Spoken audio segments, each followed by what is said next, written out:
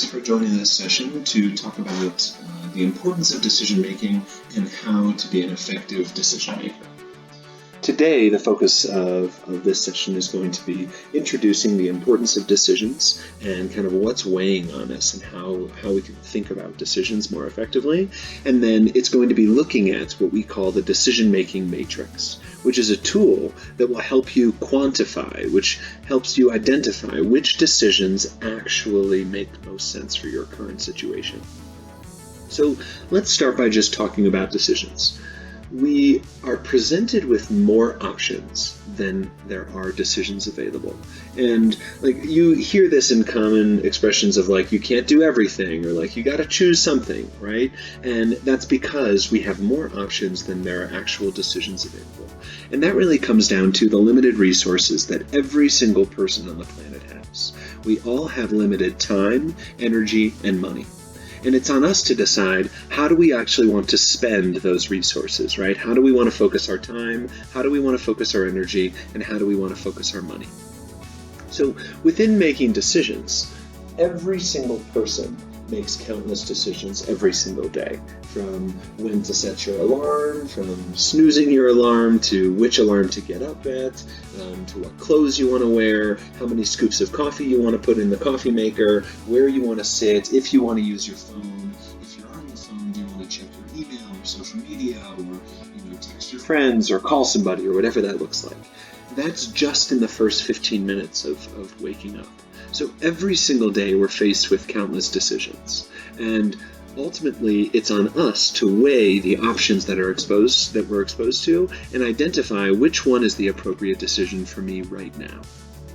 So with all of that kind of wrapped up, the purpose of this session is to utilize what we call the decision-making matrix. And the intent here is to help you take a decision that needs to be made and to turn it into quantifiable, so meaning adding numbers to it so you can actually measure the validity, so the value of making one decision over another.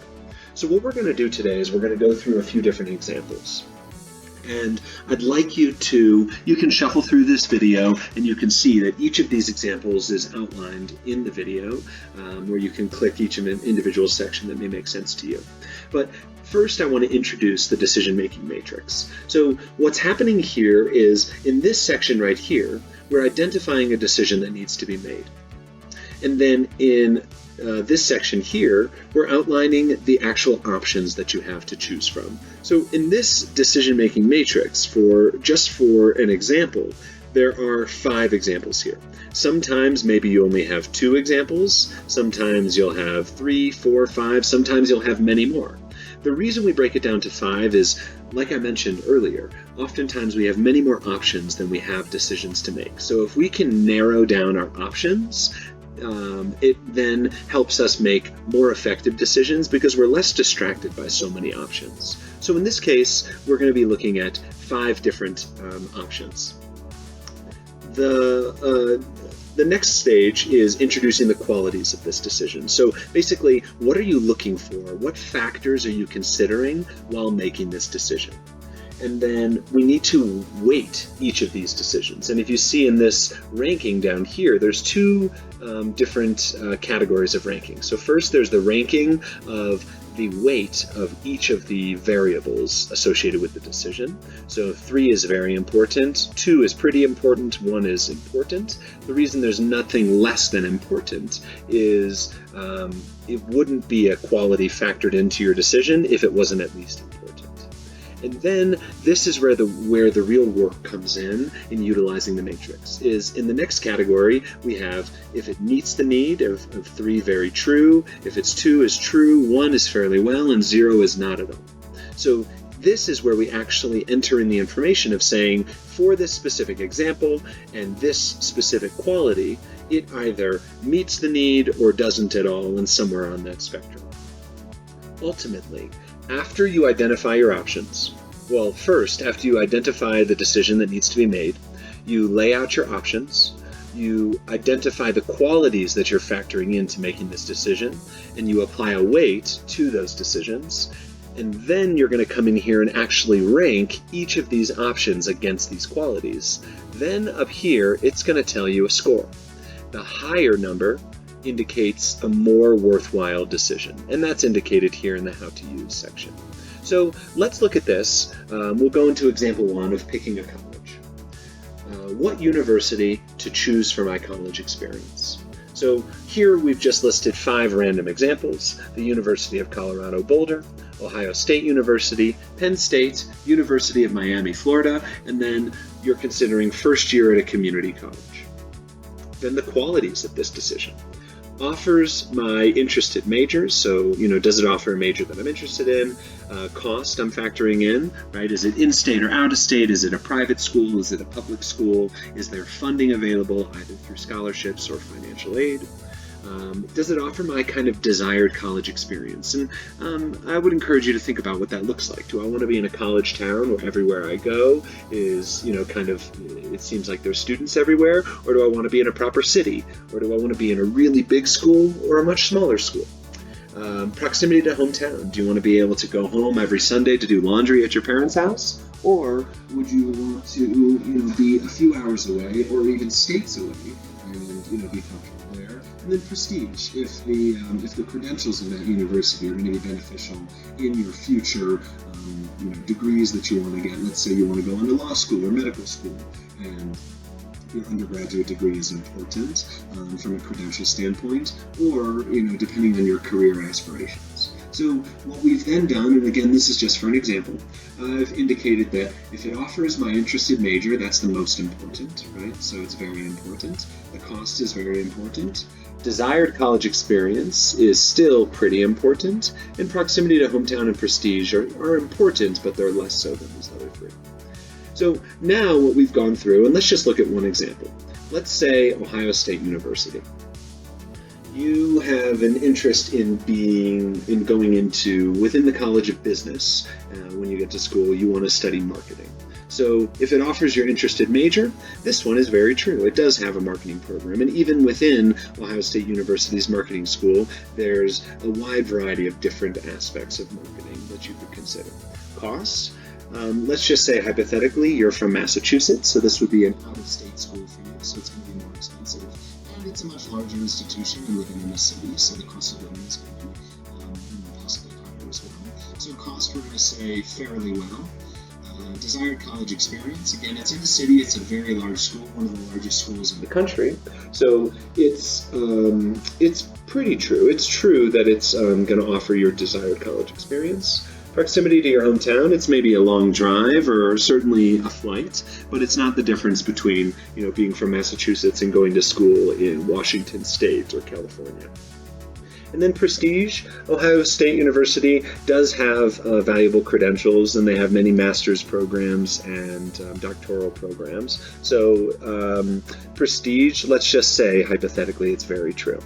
So as we look at this, and we've done this for all 5 examples, it now shows that Ohio State University and Penn State University are, quote-unquote, the best choices based on the options given, the qualities that you've identified, the weights that you've applied to them, and the rankings that you've gone through.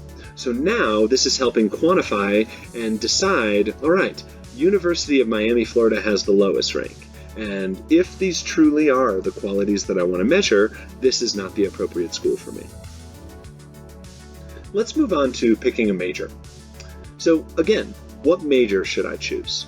And I've just chosen 5 random options here. Let's say finance, accounting, marine biology, electrical engineering, and social work. And then here for qualities of this decision, I've indicated career opportunity, so the capacity to grow in my career and live the life that I want to live through my career. Am I passionate about the work that I'm doing?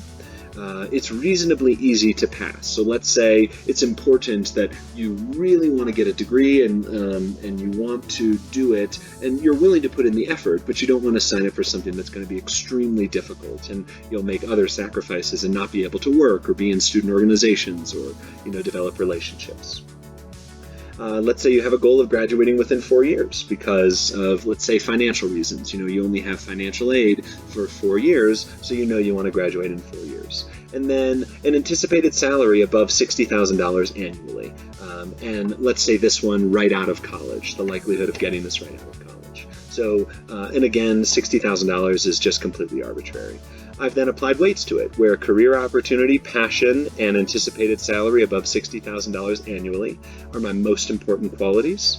Then reasonably easy to pass is important, and graduating in 4 years is pretty important. So now let's just look at a couple examples here. So let's look at marine biology. Marine biology, in terms of your career opportunity, because it's a more narrow field, it's possible that you may be limited in terms of where you can live and the work that you can do, depending on how research is funded in that specific space. So we're going to say that it's true here for this career opportunity. Passion, you absolutely love marine biology. You've had an aquarium, since childhood, and you absolutely love it. So you're super passionate about it. It's reasonably easy to pass because science has always come easy to you, let's just say. And graduating in 4 years, the university does a really good job of ensuring that students do have the ability to graduate in 4 years, so you can continue on to, let's say, a master's program or a PhD or doing some research in the field. Anticipated salary above $60,000 annually, I don't know, for marine biology, but let's just say that this is true, that it's possible you can make $60,000 annually, but maybe you would need a master's. So in this case, it's indicated that based on your criteria here, and based on the rankings and the options that you've given, marine biology versus social work, those have the highest ranking based on these criteria, where electrical engineering and finance are slightly lower, and accounting is the absolute lowest. So in this case, you would consider marine biology and social work as a higher quality decision for this specific category of what major should I choose. Let's go on to study abroad. Study abroad is something that I did in college. I ended up doing a gap year and spent about 9 months living in China during my college experience, and it changed my life for the better.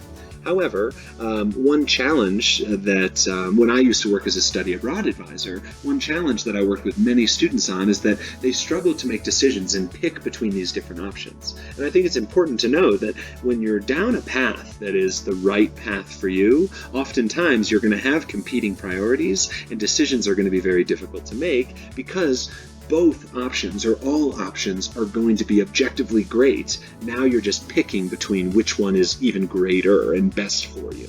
So let's ask this question. Which study abroad program do I choose? And here let's just let's create an example of saying you are studying business and you do have a free semester, so you see all of these are traveling over spring semester, and you're really interested in studying Spanish, or at least getting Spanish language experience while you travel abroad. So what we're going to do is a spring semester in Barcelona, spring semester in Madrid, spring internship in Peru, spring semester in Toledo, Spain, and a spring semester in Denmark. So now those qualities are, we have language learning that we ranked as very important, credit towards my major that we ranked as pretty important, traveling with a group is still important, but it's the lowest, cost is very important, and time to travel within and after the program is marked as pretty important. So as we go through these, and again, this is going to be specific to your individual situation, but in this case, spring semester in Toledo, Spain ends up being a 29 because it is very true that you can language learn, because let's say this program is specifically focused on studying a language, but you also get to take credits towards your major because while you're studying language, you also can take some classes for business that apply to, let's say your major in marketing. Traveling with a group, let's just say hypothetically, this is a program run through your university. So you're going to actually travel with students that go to the same school as you. You can have meetups before you actually travel, and you're going to live together on the program. Then we'll look at cost. This program, it's relatively less expensive to live in Toledo than it is to actually live in, let's say, Barcelona, because Barcelona or Denmark, for example, where we've given these ones, they're relatively more expensive places to live than a place like Toledo, Spain. That's a little bit more off the beaten path. And then time to travel within and after your program, because you're going for a full semester and it's spring semester, that means you have spring break, you have weekends to travel, and you'll have summer break after you finish your spring semester, so you don't have to go back to the US and immediately get back in school. So here it delivers that this is a 29, meaning this should be the program that you consider above others. Let's keep going. Let's look at picking an AdventureEXP program. So if you're watching this video, you're either considering AdventureEXP, you're currently enrolled with AdventureEXP, or you're an alumni of our programs. So if you're considering AdventureEXP or have done our programs, you can use this decision-making matrix to identify which of the program options that we offer are best in line with what you want to accomplish on this type of experience. So here's the decision. Which AdventureEXP destination work program should I choose? And let's say the options are an on-mountain cook position in Aspen, Colorado, an amusement park worker in Tennessee, let's say in Gatlinburg, Tennessee. Let's say doing an activities guide in Moab, so you're leading excursions on horseback riding and hiking and fly fishing and things like that. Working in the front desk as a front desk agent at a resort in Montana, or working as a barista at a property that we work with in Denver, Colorado. So now what we want to do is the qualities. Is it a desirable location? Because, and we've ranked that as very important. Does it work for my budget? Because one, I need to travel to that location, but two, I have other travel plans that I want to save money for during the program. Am I traveling with friends? That's not so important because I know I'm going to meet people along the way. Am I interested in this industry? I'd say about 90% of the students we work with on our program are not interested in a career in hospitality and tourism. So this one we've ranked as it's still important because are there transferable skills that I could learn in that position that apply to my future career? And then it works for my desired program dates. We mark this one as very important because ultimately, let's say you have 4 months that are in between other plans that you have. So you need a program that works in your dates. So let's just look at an example of amusement park worker in Tennessee. So I think we said in Gatlinburg, Tennessee. So desirable location, let's say, it's this one ranks as true because you're in the Smoky Mountains and it's really beautiful and you can go whitewater rafting and backpacking. But it's not very true because let's say you're from the East Coast and you wanted to get a little bit farther from home. It works for your budget. Well, let's say the cost of housing is $200 a month and the pay rate is $17 an hour. So if it works for your budget because you're going to be working at least 35 work hours a week, and please refer to your AdventureEXP budgeting tool that I'll link to in this video, but you can also find the module for building your own budget. But let's say this one works for your budget and is very true. You get to travel with friends. It's very true because AdventureEXP runs a program there every single year, and you get to live and work with people traveling on the experience.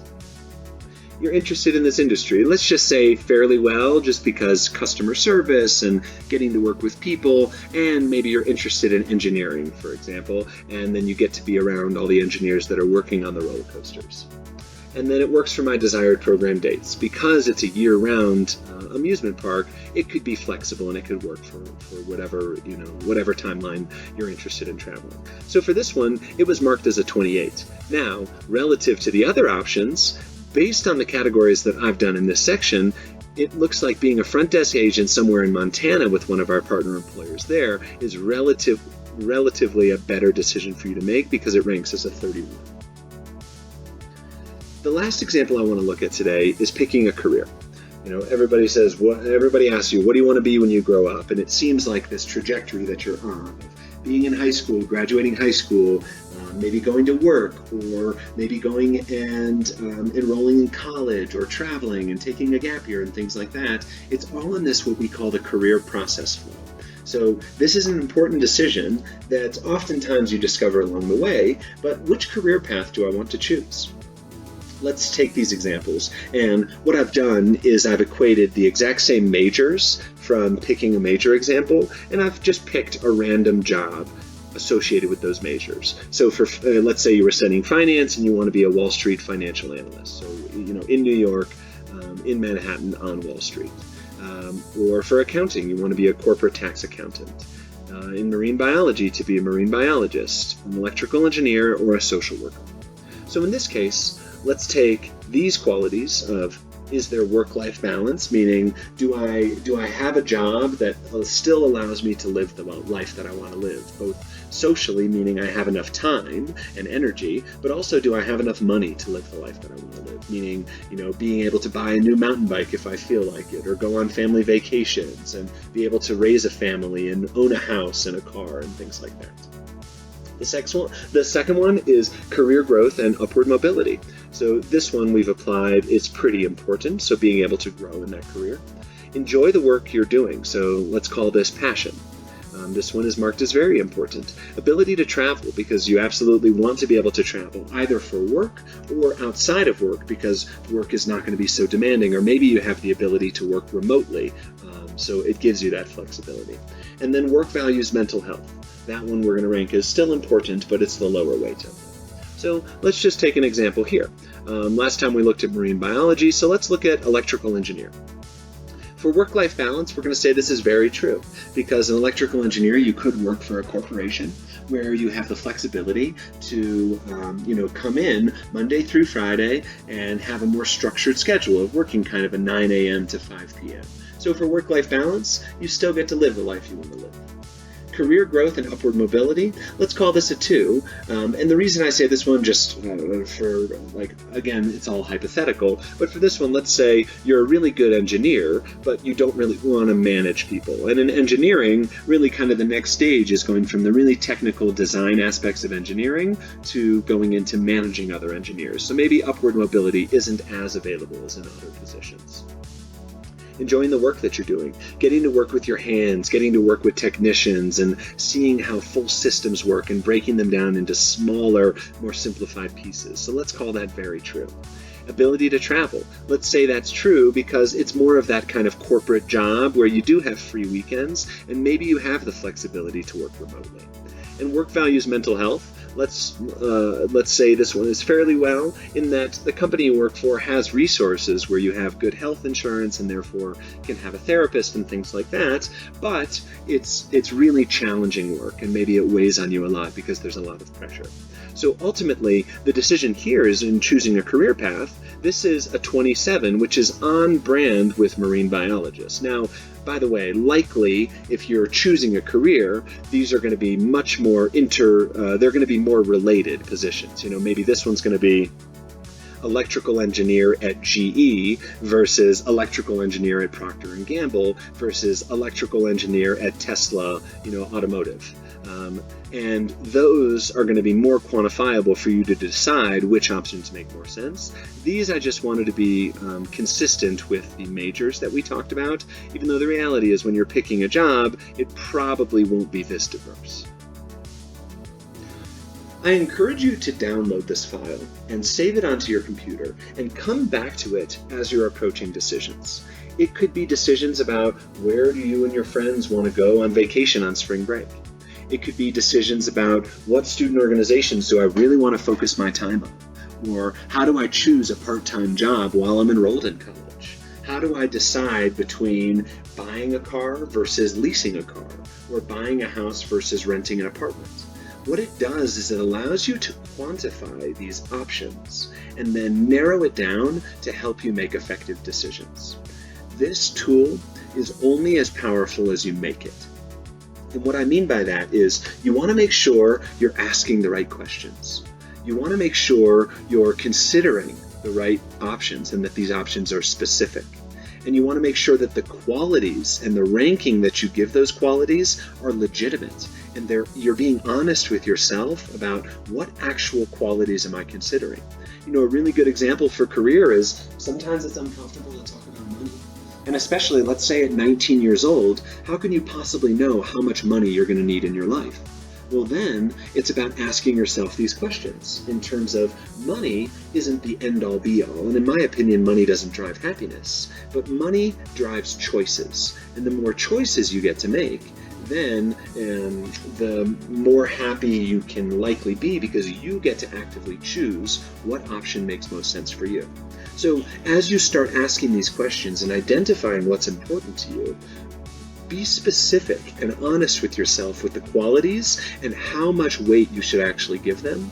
And then as you actually come in here and actively are using the tool, be honest with yourself about what is that option. And don't let yourself be biased and say, well, my heart says I want to be a corporate tax accountant, so therefore I'm going to rank this one higher. Remember that this tool is only as valuable as you actually make it. So get out there and use the tools at your disposal. And remember that we all have more options than decisions that can be made. And within those decisions, we all have limited resources. Our time, our energy, and our money are all limited. Every single person has limited resources. And it's where the real magic in life happens is where we can decide where to allocate those resources that are limited to yield, so to deliver the best possible result.